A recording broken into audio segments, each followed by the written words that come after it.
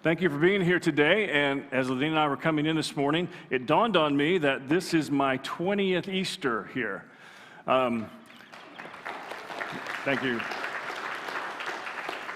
And I know it was really odd for the church to hire a teenager 20 years ago. But it's been 20 good years, and so thank you for being here today. And I got to tell you, after the last couple of Easters, it's just good to see people. And so thank you for being here. So we're going through this journey of the last days of Jesus, and we talked in detail last week about the crucifixion, almost kind of grotesquely, the brutality of the cross and what took place there. And then Jesus was taken out of the cross, and he was put in a tomb. And I think it's really hard for us to comprehend what they were feeling, what those who followed him were feeling that day. Because it turned out that Jesus was not who they thought he was. Let that sink in for a second. You see, they thought he was coming to be a conqueror. They thought he was going to come, raise up an army, defeat the Romans, and it turns out now he's dead. And I don't know if you've ever had anybody in your life that you looked up to and you found out, well, they're really not who you thought they were. I was thinking this week about this, and this is a horrible comparison, so just bear with me. But when we were in college, every Thursday night, the Cosby Show was the show, right? Cliff and Claire Huxtable were our second parents. And we watched the show, and we learned so much, and it was just, everything stopped on Thursday nights because that show was on. And then to find out what was really going on behind the scenes, it was just devastating. Like, no way. And so to compare Jesus to Bill Cosby is not fair, and I get that. But just to kind of give you the connection there, they were so much more devastated than any of that. Because, see, they knew this guy. He was going to conquer the world. He was going to set up the kingdom of Israel up again like David had it. It was going to be an amazing thing, and they were going to be a part of this incredible adventure. And all of a sudden, wait a minute, he's dead. And they had built all of their hopes and all of their dreams around this guy, and he was gone. And so for us to kind of put in perspective what they were going through, it's just really hard to imagine because they had left jobs, at least set careers aside. They had left their families at home, those that had them, and now he's gone. And they were grappling with this question, was this all a waste of time? Because it turns out we're not who we thought he was. And so we pick up the story then. And so on that first Easter morning, Matthew chapter 28, if you turn there with me, if you're using the Pew Bible, it's page 999. And we will move over into 1000 before it's over. And so they were dealing with despair, disappointment, grief. And then chapter 28 happens. Matthew 28, verse 1, page 999, if you're using the Pew Bible.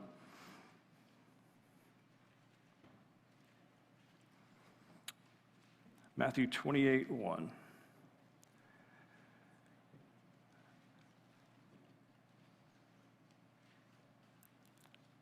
After the Sabbath, at dawn on the first day of the week, Mary Magdalene and the other Mary went to look at the tomb. Now, if you were to go back a few verses, you would see that Mary Magdalene and the other Mary saw where he was buried, and so they went back to the tomb.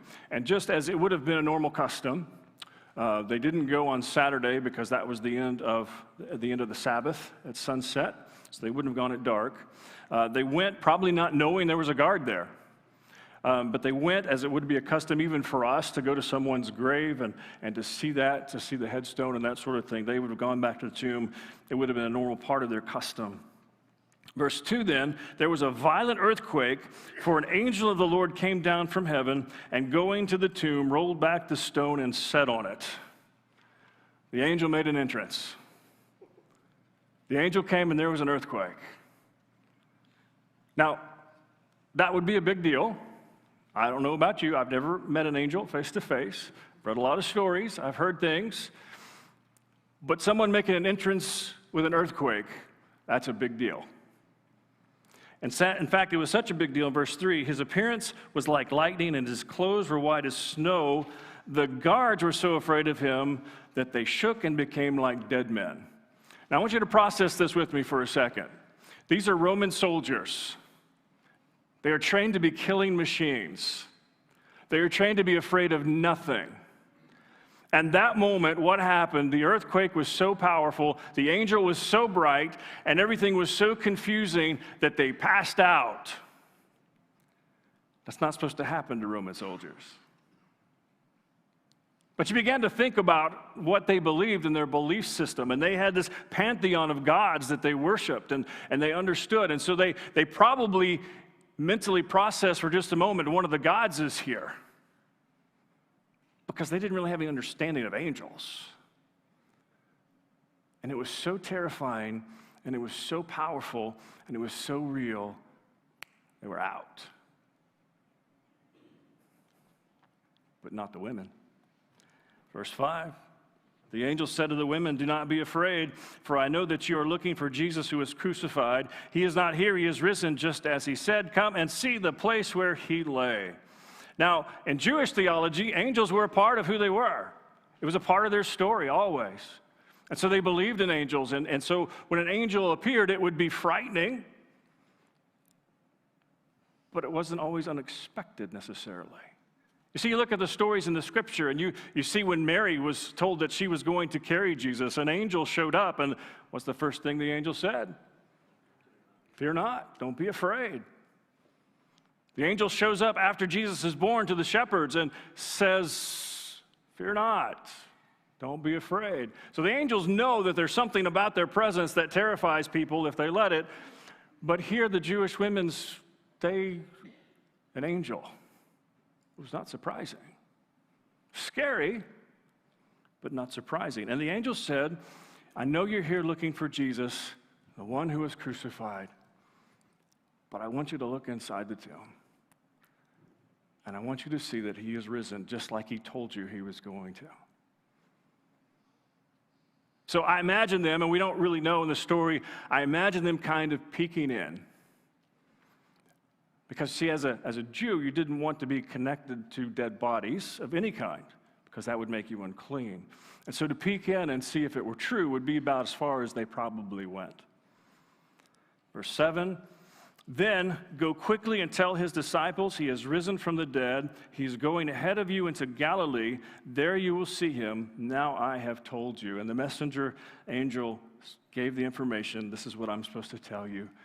Go tell the guys he's alive. Meet me back home in Galilee. Go tell him I'm alive." So the women hurried away from the tomb, afraid, yet filled with joy, and ran to tell the disciples. I think that's interesting. The two words, they're described as being afraid, but filled with joy. Afraid, one, there was an angel, new encounter for them. Two, that maybe it's not true. Afraid, these guys aren't going to believe us because dead people don't come back to life. But overwhelmed with joy at the news. And so inside was this internal conflict as they were running. Now, just as a side note, quick rabbit, I'll chase, won't take long. But it makes absolutely zero logical sense that God would let women be the first ones to encounter Jesus. Ladies, don't be offended. This is a cultural thing. You see, if you go to a court of law in Jewish times, a woman's testimony didn't count. It didn't matter what she saw. It didn't matter who she was. They would never take the testimony of a woman, only the testimony of a man. And so God, in all kinds of crazy logic, lets women be the first ones to go and tell people. And in Jewish custom, it would have been, why would we listen to you? You're a woman. And so you step back from that and you have to ask the question, why would it be the women? Is it because God's not smart and he made a mistake? Or is it because he's making a statement? You see, I think he's clarifying the reality that this new kingdom of Jesus Christ is different than anything you've ever seen. Not only do women have a place, not only are they important, they can lead. This has been totally new for them. Okay, I'm done with that rabbit. All right, so suddenly, as they were running, Jesus met them. "Greetings," he said. They came to him, clasped his feet, and worshiped him. Then Jesus said to them, "Do not be afraid." There it is again. "Go and tell my brothers to go to Galilee. There they will see me." Now, I try to put logic to this story, and really you can't, because dead people don't come back to life, right?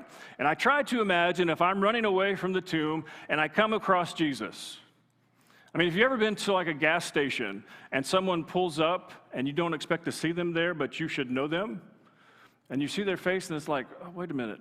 Oh, yeah, I'm married to you," right? And so there's this, and so there was this reality. It would have been incredibly confusing that, wait a minute, you were dead. We saw you die. The women stayed. The men didn't show up except for John for a short period. The women stayed and watched him die.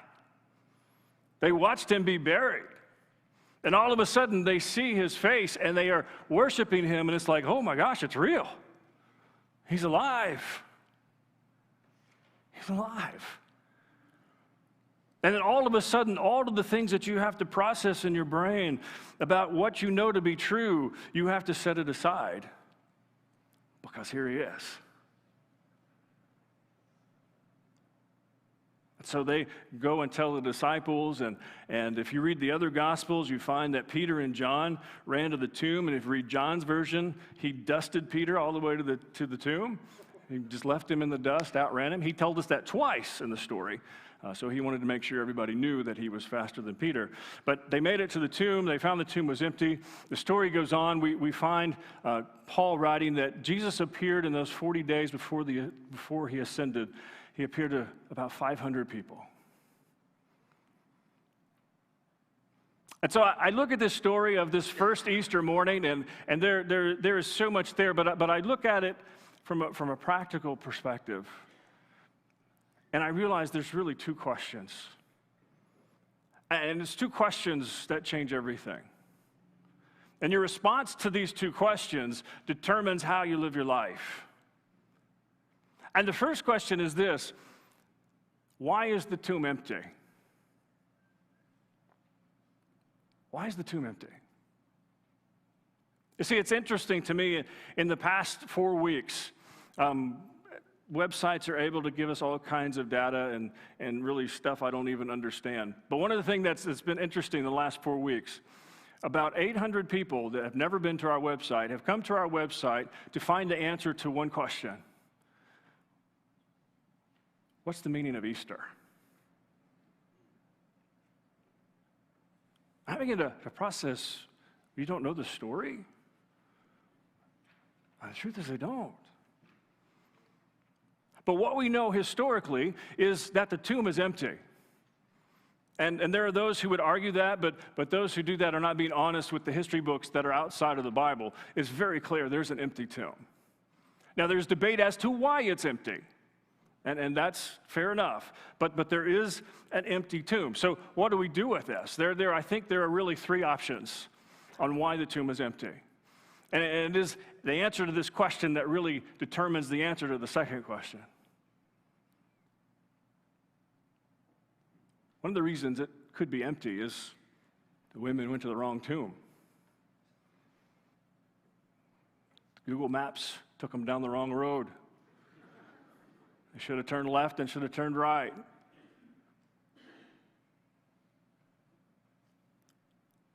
But the problem with that is, we'll get to that in a minute. There's a second possibility. The second possibility, and this is the one that the Jewish leaders came up, if you read the whole story, they came up with, that the disciples stole the body. Right? That they knew that Jesus had said he would rise again, and then he died, and so they snuck in, they took the body, and they moved it someplace else so they could continue the story. That's the second possibility. The third possibility is that something supernatural happened. Something supernatural took place. Something that we can't explain. Because scientifically we know dead people don't come back to life. But it seems like this one did. And so if something supernatural took place at that moment,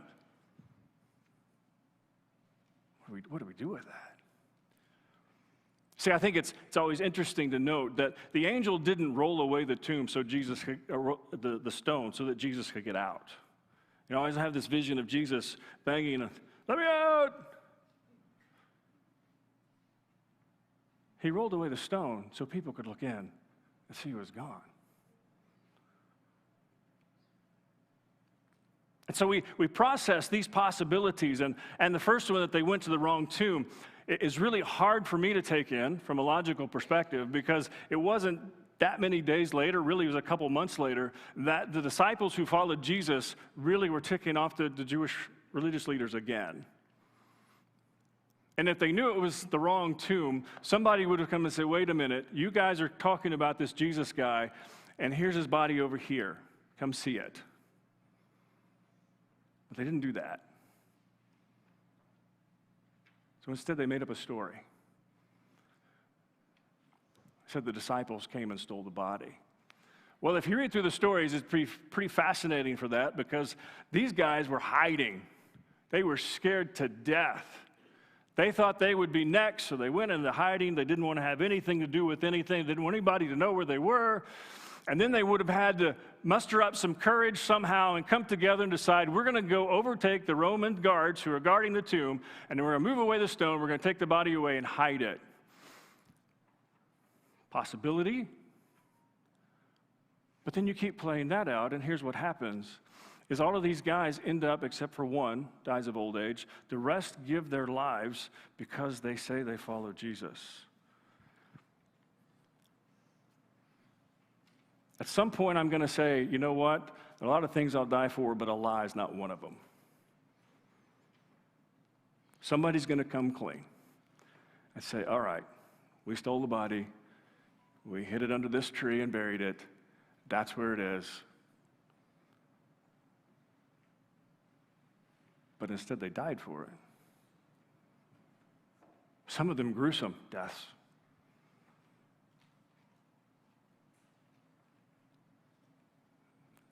And so instead of coming clean about something they didn't do, they said, all right, I'll die.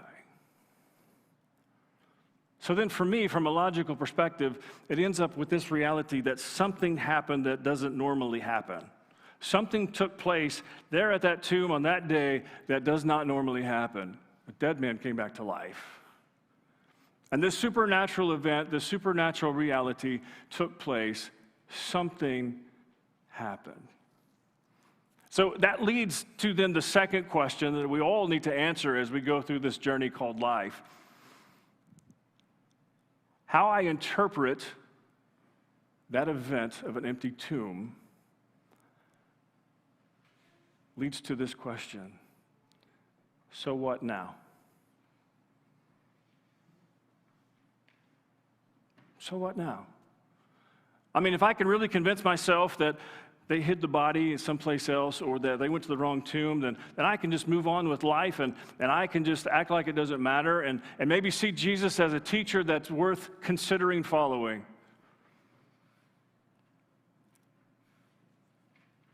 But if I come to the conclusion that something supernatural took place, then I should build my life around this guy.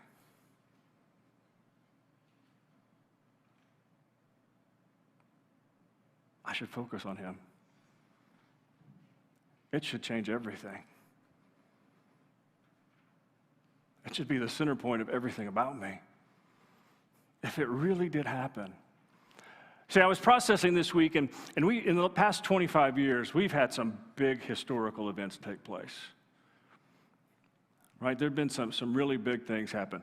The year 2000, for the first time, smartphones got the internet. That didn't really become a big deal till 2007 when Steve Jobs invented the iPhone. But man, that changed everything. We'd probably be hard-pressed, you don't have to raise your hand, to find people in the room that don't have a cell phone on their person today. Because we don't leave it at home, because it's like leaving your liver at home. Right? Because it's a part of who we are. And so in that very short time in history, It has changed everything, right? Nothing is the same. September the 11th, 2001, changed everything for us as a country. For the first time in our lives, we felt unsafe. I mean, let's be honest. It changed everything. And it changed how we see the whole world. It changed everything about who we are and how we function. We had to start taking our shoes off when we got on an airplane. How weird was that? And you move forward, 2007, 2008. We begin to go into what they now call the Great Recession, the worst economic time since the Great Depression. And you look back at what took place during those times, and it was miserable. And there were so many people in our country who were suffering. And it was a difficult time. Now, our definition of suffering is different than what they're experiencing in Ukraine today. So don't hear me, but it changed everything. 2008 also, we had our first black president. And it was like for the first time, it's like, okay, there's hope in this. That maybe injustice can start to die. And then about 2012, Facebook became popular. And now we can fight with everybody on the planet, though we've never met them, and tell them how horrible and stupid they are. And they never see our face. And at the end of 2019, a worldwide pandemic starts.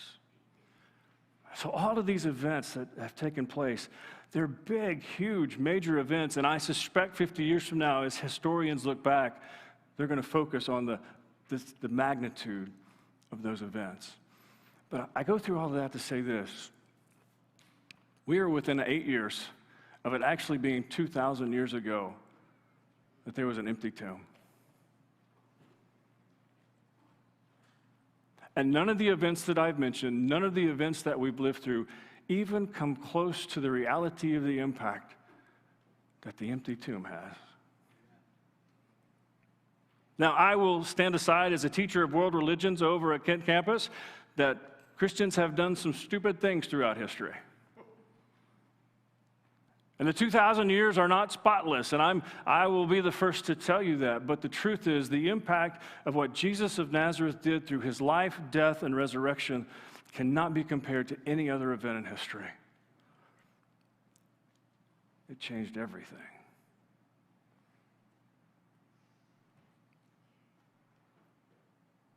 And so here's what I want you to hear me say today. You're going to build your life around something.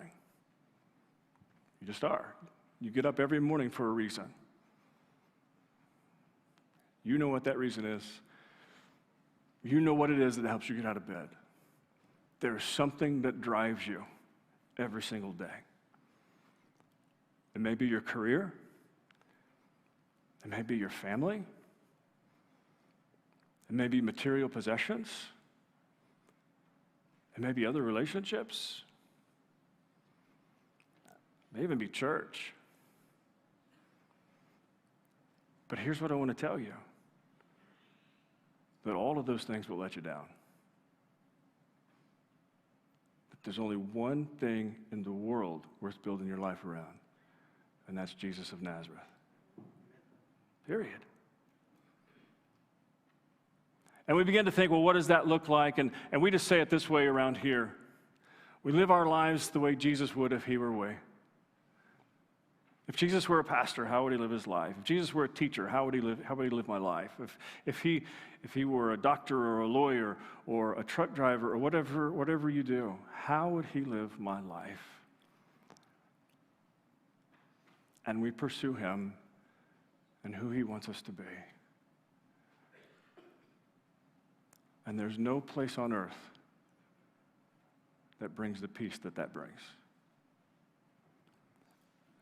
And so this morning, we celebrate an empty tomb.